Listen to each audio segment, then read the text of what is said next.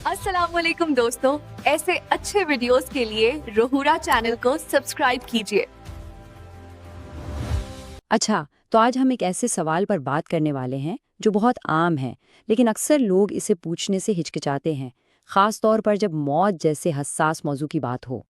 देखें, जब कोई अपना इस दुनिया से जाता है तो वो वक्त पहले ही बहुत मुश्किल होता है, और ऐसे में अगर इस तरह की कोई उलझन पैदा हो जाए तो परेशानी और बढ़ जाती है। तो ये जानना बहुत ज़रूरी है कि इस मामले में सही रहनुमाई क्या है। तो इसका सीधा और साफ जवाब है जी हाँ, बिल्कुल इजाज़त है। शरीयत में इस बात की कोई ममानियत नहीं है। एक खातून का माहवारी की हालत में होना उसे किसी दूसरी खातून या किसी छोटे बच्चे को आखिरी गुस्ल देने से बिल्कुल भी नहीं रोकता। अब सवाल ये है कि अगर इजाज़त है तो फिर ये सारी गलतफहमी पैदा ही क्यों होती है? इसको समझने के लिए हमें नापाकी के असल मतलब को समझना होगा। तो सबसे अहम बात ये समझने की है कि ये हालत एक शरई नापाकी है, जिस्मानी गंदगी नहीं।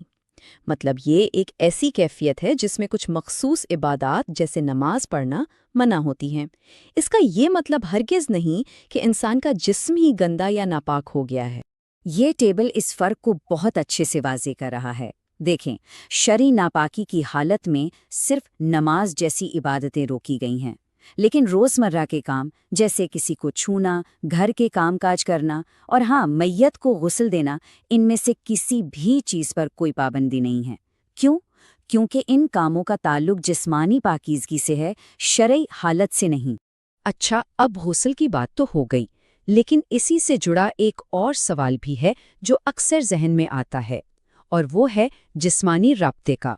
बहुत दफ़ा ऐसा होता है कि लोगों को ये कहकर रोक दिया जाता है कि वो मैयत से दूर रहें, और ये बात तकलीफ को और बढ़ा देती है। तो आइए देखते हैं कि इस बारे में असल रहनुमाई क्या कहती है। इसका सबसे बेहतरीन सबूत हमें खुद नबी अकरम सल्लल्लाहु अलैहि वसल्लम की ज़िंदगी से मिलता है। जब आप सल्लल्लाहु अलैहि वसल्लम का विसाल हुआ तो आप सल्लल्लाहु अलैहि वसल्लम के सबसे करीबी साथी हज़रत अबू बकर सिद्दीक़ रज़ियल्लाहु अन्हु ने आगे बढ़कर आप सल्लल्लाहु अलैहि वसल्लम के सर मुबारक को बोसा दिया।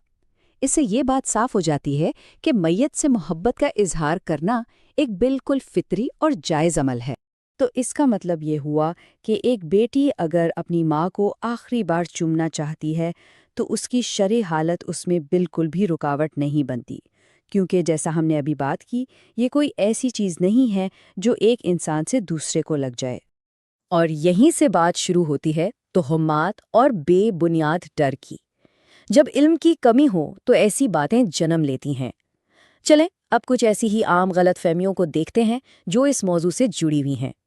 एक बहुत ही आम वहम ये पाया जाता है कि अगर किसी खातून का इंतकाल हैज़ की हालत में हो जाए तो उसकी रूह गोया फंस जाती है और आगे नहीं जा पाती।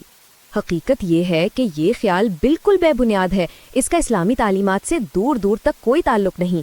रूह का मामला अल्लाह के हाथ में है, उसका किसी भी आर्जी जिस्मानी हालत से कोई लेना देना नहीं है। और फिर एक इससे भी ज़्यादा अजीब वहम है। कुछ लोग ये समझते हैं कि अगर नापाकी की हालत में मैयत को छू लिया तो उसकी रूह सज़ा के तौर पर उस शख्स से चिमट जाएगी या उसे परेशान करेगी। ये सब महज वहम है, यानी ऐसी बातें जिनकी दीन में कोई हकीकत नहीं, ये सिर्फ लोगों के अपने बनाए हुए डर और ख्यालात हैं।